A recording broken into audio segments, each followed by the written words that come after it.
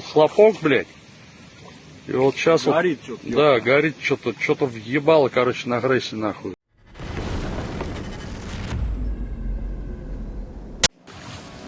Бля, короче, хуй что происходит. In the Russian city of Novomichurinsk, Ryazan region, a local resident captured an explosion and fire at a power plant. Something hit the power plant, and now it's burning. Russian telegram channels are spreading a video of the smoke-filled power plant in Novomichurinsk, Ryazan region. According to eyewitnesses, an explosion was heard before the fire. Some pro-Kremlin channels write that this is fake, and the video shows burning dry grass near the power plant, filmed before. The Russian Ministry of Emergency Situations denied the information. The press service of the ministry commented that there was no fire, and the information is considered fake. The versions are not over. RZN. Info, citing a source in the power structures, writes that a violation of the technological process caused the smoke. Allegedly, after repairs, one of the power units failed to start, causing steam to appear.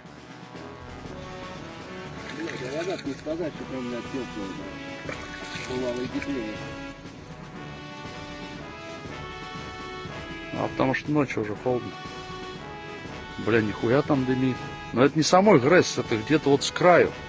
Ну, сюда ближе, короче. Да. In another non-existing event, UAV hits an oil depot in Kirov as onlookers desperately try to shoot it down.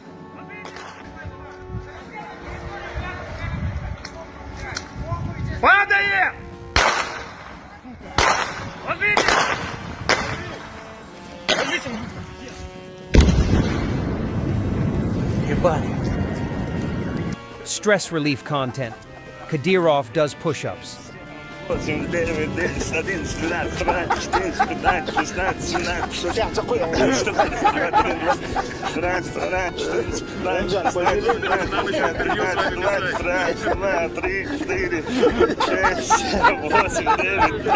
Half of our elite regiment have died in Vovchansk, and now we've been redeployed to Kursk. Why do we get 34,000 if we're SMO participants? Who's going to take care of our families? Why are our families abandoned? A Russian serviceman of the 30th Governor's Regiment with the call sign Kupol considers it extremely unfair that in Ukraine, a Russian soldier died for 200,000 rubles a month, while in his native Kursk region, he has to die for only some measly 34,000 rubles.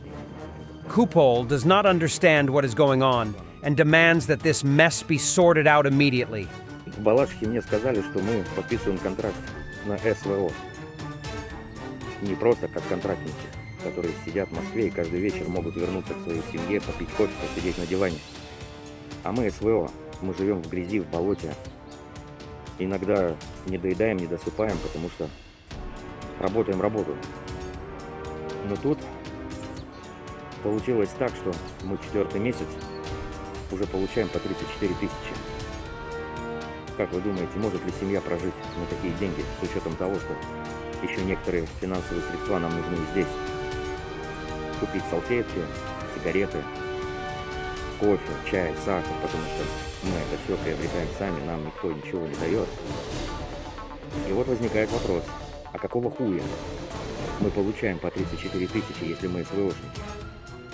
Какого хрена наш полк, 30-й губернаторский, блядь, элитный полк, который собирал воробьев, который должен был стоять, и по бумагам он проходит как оборонная охрана Белгорода, а у нас полполка уже полегло в Волчанске, и сейчас нас перебросили на Курск, и мы находимся сейчас здесь, на направлении Суджа. Но по бумагам мы в боевуху не заведены. По бумагам мы просто охраняем Белгородскую область. Так вот, возникает вопрос, кто когда в этом всем бардаке разберется. Я не понимаю, что происходит. Мы будем работать до конца. Мы работали, работаем, будем работать. Будем защищать покой ваших семей. Но кто позаботится о наших семьях? Почему наши семьи брошены? Как им жить? Как выжить на это все? Я хочу, чтобы разобрались во всех этих вопросах и получить хоть какой-то ответ. Нам не нужны обещания, мы разберемся, нам нужны результаты. Мы работаем, и у нас есть результаты. А где ваши результаты? Great work by Wild Hornets developing anti-drone drones. They say they rammed down 100 by now.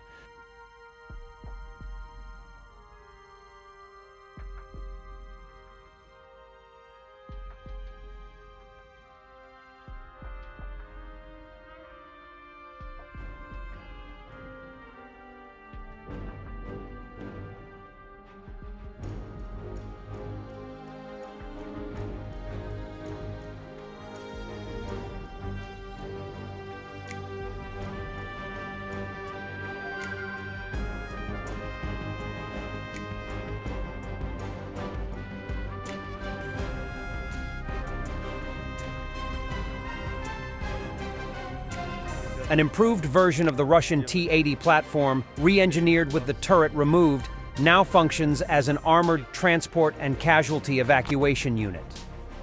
А, тут закрыто еще, так не откроешь. А, ну я понял. Я так обойду. А, тут ничего, тут видно. О, вот так вот сделали.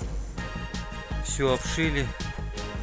Вот тут специально промеж еще там с песком мешки. Вот такой вот для эвакуации. Наши воины, они на все способны.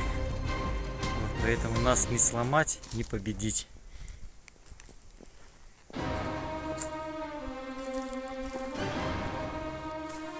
Вот такая вот чудо техники.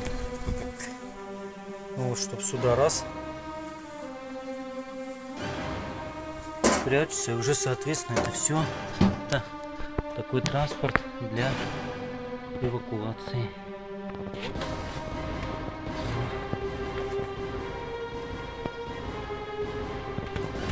А тут это снизу, чтобы если днище, да? Под днищем рванешь. Ага. Я понял, башню просто скинули с него. И все. Ну вот так вот. Thanks, guys, for coming and saving us from Putin. Russian settlement of Zaulashenka near Sudza. Спасибо, пацаны, что пришли нас спасли, нахуй, этого пидораса. От кого? От Путина. Что, вообще плохой человек? Это, у меня нахуй, у Воштырки, блядь, родня. У меня Барановки родня. Спасибо вам, пацаны. Все, держитесь, держитесь. Будем держаться. Thanks for watching, and don't forget to subscribe.